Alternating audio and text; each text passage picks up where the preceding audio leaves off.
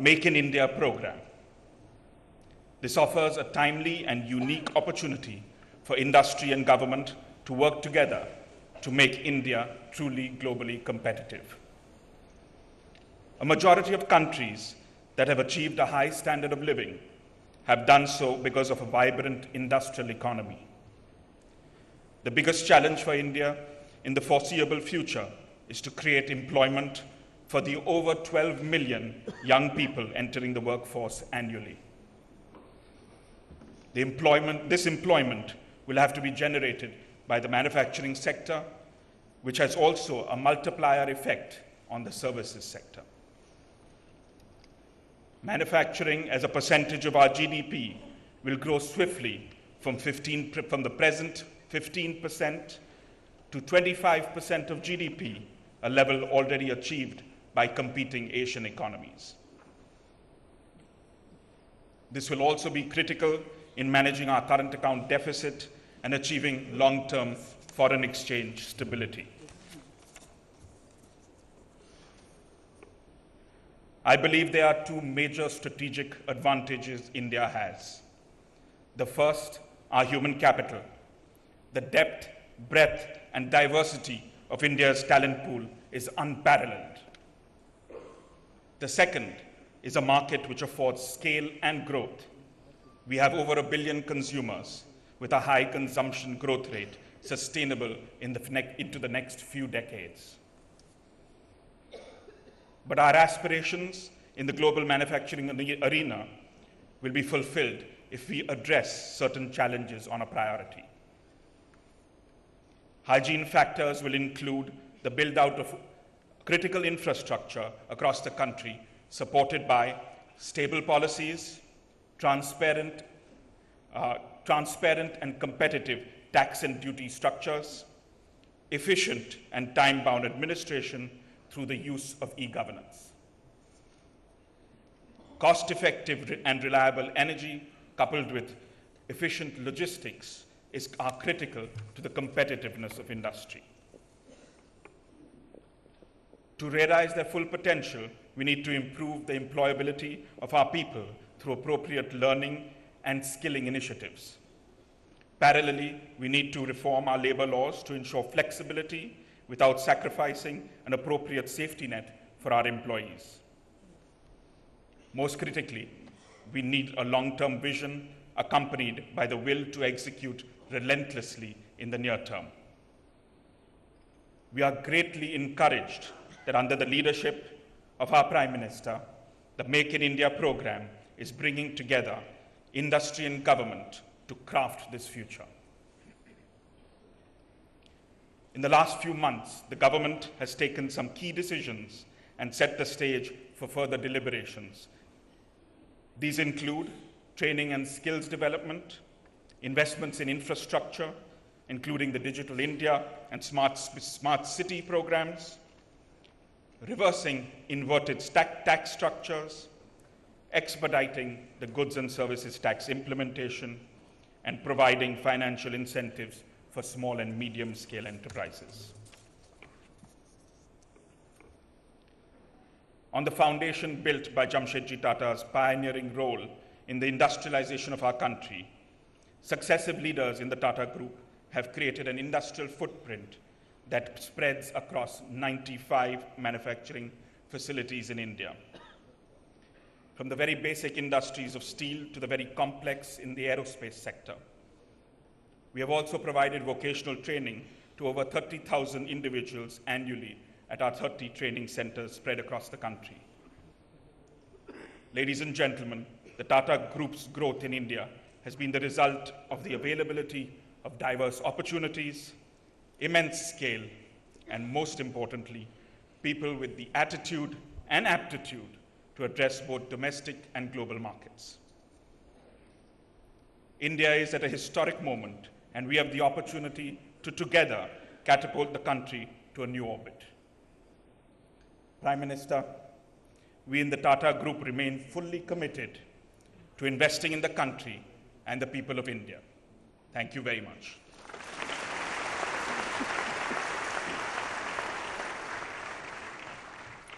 And now please welcome Mr. Kenichi Ayukawa, MD and CEO of Maruti Suzuki India Limited.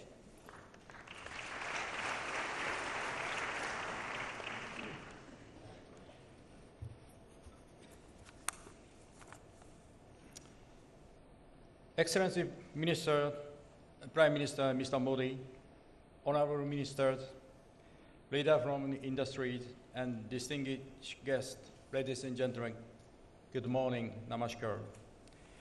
It is my honor to join Make India launch program today. Suzuki Motor Corporation Japan wholeheartedly welcome Prime Minister Modi's call to Make in India. We are amongst the very first multinational corporation company to start a major manufacturing operation in India in 1983, in partnership with the government through Maruti Udyog Limited.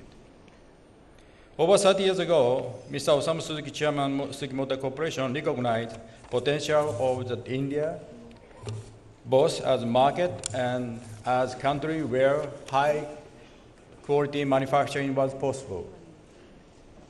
Globally, Maruti Suzuki is the most successful venture of Suzuki Group. Since 1983, Maruti has been making a special effort to develop a by-brand component manufacturing industry in India. This, along with the rapidly growing car production and demand, which high local content and low cost was largely responsible for all the major car manufacturers of the world establishing production facility in India. The growth of the car industry also attracted investment from the large number of global automotive component manufacturers. Our experience with Indian managers, engineers, and workforce, despite an exception in 2012, has been excellent. We have been able to effectively implementing work practice based on our Japanese experience, but suitably modified for India, that have resulted in continuous growth of productivity, improvement in quality, and lower cost. The car we make in India are lower in cost than similar products made in other parts of the world. This enabled Maruti to start exporting cars in 1986 to several countries, including the Western Europe. Suzuki Japan made India its manufacturing hub for our compact car then in 1994 for export to European countries. India continued to be a major exporter of Suzuki branded cars. Other manufacturers have also made India one of their manufacturing hubs for export. Car export from India have reached the levels of around 6 lakh units annually. This has been achieved despite the well-recognized fact that India is not the easiest country to do business in. Cost of production in India increased because of various government policies, procedure, regulation, and the way some of the laws are implemented.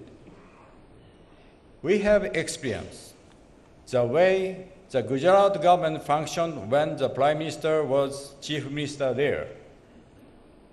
We are fully confident that under the Make in India program of the Prime Minister, factors that adversely affect the competitiveness of manufacturing will now be removed quickly. Then, India will become one of the most competitive manufacturing countries in the world. Thank you for giving me this opportunity of expressing a view of Suzuki Motor Corporation myself.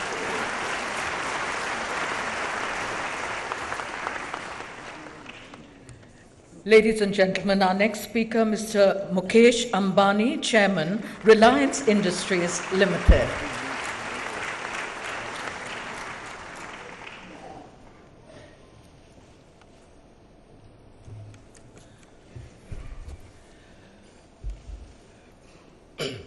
most respected Prime Minister Shri Narendra Modi ji, distinguished ministers on the dais, ladies and gentlemen. My warm greetings to each and every one of you on the auspicious occasion of Navratri, which we start today. And today is undoubtedly a historic day for Indian industry. Today we commit ourselves to the Make in India movement that was given to 1 billion Indians by our beloved Prime Minister on our Independence Day. India as a country is blessed with a leader as our Prime Minister, Shri Narendra Modi, who not only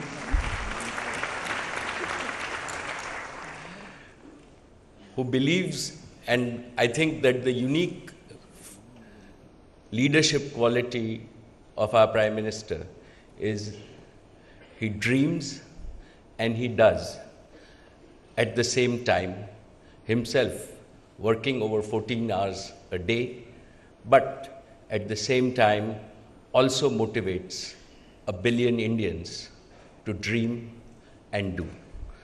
Thank you, Mr. Prime Minister, sir, for your vision for Make in India. It has inspired everybody in India. What strikes me the most about Make in India is typical to your style. Made is always in the past. Make is about the present and the future. Make is for all Indians and the world. And you have focused Indian industry and Indians on the present and the future. Important for us to succeed in the Make in India process is global competitiveness. And what better inspiration can all of us get than the achievements of the Indian scientists on the Mars orbiter mission.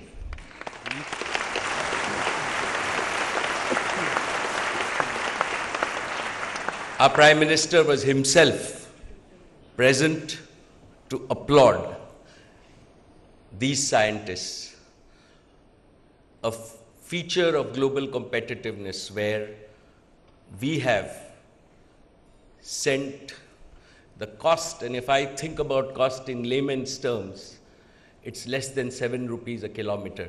In some of the major cities, right, that's the cost to travel in auto rickshaws. And the overall cost is 450 crores. So when the world looks at India, right, let nobody have any doubt that we can be globally competitive at our own terms, and that is why Make in India is right today. Also, what is important is for the Make in India movement, it is important to be open to capital and expertise from all over the globe. Prime Minister, sir, your interactions in Japan, your recent interactions in China, and the anticipation of your visit in the US has created an absolutely positive environment, and the perception of India has changed dramatically. And we need to pursue this collectively and convert this into real capital and expertise flow into India. Also, in your Independence Day, you gave us the vision of a digital India. And to my mind, digital India goes hand in hand with the Make in India framework. It is critical that millions of our youth are trained, are educated, and skilled to make sure that they contribute to your Make in India vision. It is also critical that we connect cluster of our villages to not only markets in India, but to markets globally by building the physical infrastructure and the virtual infrastructure so that all our goods and services are connected to all markets. The initiatives that your government has taken on implementing the national goods and services tax will make India one market and strengthen the overall Make in India program. On behalf of Indian industry and Reliance Industries in particular, I commit myself to the Make in India program. As Reliance Industries, we are already India's largest exporter. We have exports of over 275,000 crores to over 140 countries in the world. And our investments of over 180,000 crores are coming into fruition in the next 12 to 15 months. And we would be creating over 125,000 new jobs in India in the next 12 to 15 months. With your leadership, I have absolutely no doubt that India can come back to a fast growth trajectory. And I very firmly believe that between 8 and 10% for a long period of time is the right growth potential for India. And I look forward to contributing and with your leadership to see India as the fastest growing economy in the world. Thank you, Mr. Prime Minister, for your leadership and inspiration to all of industry.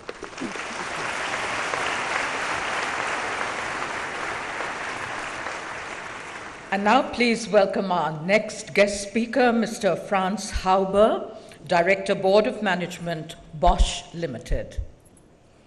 Mr. Hauber.